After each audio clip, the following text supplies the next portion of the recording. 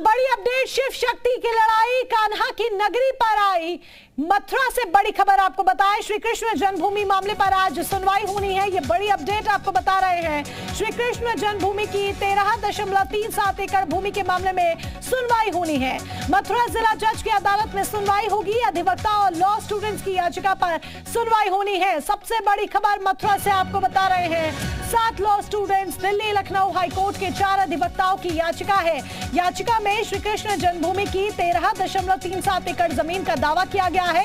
याचिका में ईदगाह को हटाने की मांग रखी गई है कि ईदगाह मस्जिद को हटाया जाए।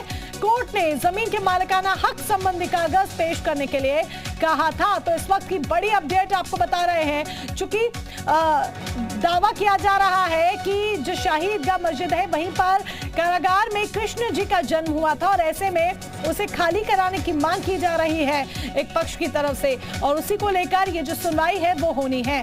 कन्हैया हमारे संवाददाता हमारे साथ जुड़ चुके हैं। कन्हैया, सुनवाई आज होनी है, गंभीर मसला है और किस तरह की गहमा गहमी वहां पर देखी जा रही है?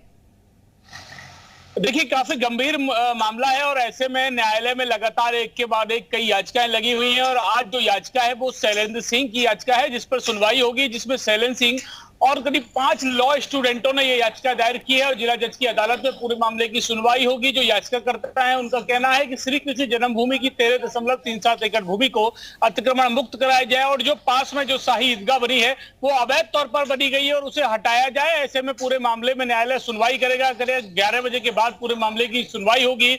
ऐसे में देखना होगा इस मामले में न्यायालय क्या आदेश देता है, क्या सुनवाई में रहता है। पिछली जब सुनवाई थी उसमें न्यायालय ने जो याचिकाकर्ता पक्ष है उनसे कहा था कि वो श्री कृष्ण जन्मभूमि से जुड़े दस्तावेज न्यायालय में दिखाएं, दाखिल करें, उसके बाद अगली सुनवाई होगी। ऐसे में आज जो याचिकाकर्ता पक्ष है वो दस्तावेज जमा करेगा। उनको सिद्ध करना होगा कि श्री कृष्ण जन्मभूमि की 13.37 जिस तरीके से दस्तावेज का जिक्र आप भी कर रहे हैं कन्हैया, कोर्ट ने सीधे तौर पर कहा था कि जमीन का अगर आप हक जता रहे हैं, खाली कराने की मांग कर रहे हैं, तो मालिकाना हक संबंधी जो कागज है वो आपको पेश करने होंगे। तो याचिकाकर्ता ने इसकी तैयारी पूरी कर ली है? क्या सारी तैयारियां पूरी कर ली गई है कि कोर्ट में साक्ष्य रखे जा सके? जी बिल्कुल, क्योंकि याचिकाकर्ता ने अपनी पूरी तैयारी कर ली है। सभी उनके लॉ स्टूडेंट, उनकी पूरी टीम न्यायालय में आने वाली है। कुछ ही समय में न्यायालय में वो लोग पहुंच जाएंगे और ऐसे में क्योंकि लेकर आए हैं या नहीं, उसके बाद ही न्यायालय आगे की सुनवाई शुरू करेगा। ऐसे में कोई भी याचिकाकर्ता, कोई भी पक्ष अपने पक्ष को मजबूत करने के लिए सभी तैयारियां पहले से ही कर रहे हैं। वो लोग, उनसे बात हुई, वो लोग भी अपनी पूरी तैयारियां करके लाए हैं। उनका कहना है कि हम अपनी बात न्यायालय में मजबूती से रखेंगे। अब देखना होगा सुनवाई के दौरान वो क्या क्या चीजें, किन किन बिंदुओं पर न्यायालय के सामने अपनी बातें रखते हैं। इसके अलावा और वो कौन कौन से महत्वपूर्ण बिंदु हैं जिस पर कोर्ट ध्यान देगा?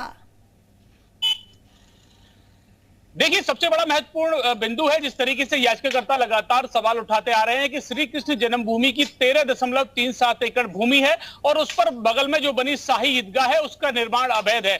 उन्होंने वर्शिप एक्ट का भी हवाला दिया है कि जो वर्शिप एक्ट के तहत लगातार दूसरा पक्ष इसमें हवाला देता रहा है। साथ ही साथ श्री कृष्ण जन्मभूमि का 1968 में एक समझौता हुआ था, और उसको लेकर भी कई सवाल खड़े हुए हैं। ऐसे में श्री कृष्ण जन्मस्थान का कहना है कि जो समझौता हुआ था वो श्री कृष्ण जन्मस्थान सेवा संघ से नहीं हुआ, उस दौरान जो ट्रस्ट था उससे हुआ। इसका जन्मभूमि से कोई लेना देना नहीं है और जो समझौता है वो बिल्कुल गलत तरीके से और निराधार तौर पर हुआ है। ऐसे में जन्मभूमि सेवा संघ, श्री कृष्ण जन्मस्थान सेवा ट्रस्ट, जो जन्मभूमि के कार्य समिति है, जो जन्मभूमि को देखती है, उस सबका कहना है कि गलत तरीके से वो पहले जो समझौता हुआ था उसका वर्तमान समिति से कोई मतलब नहीं है।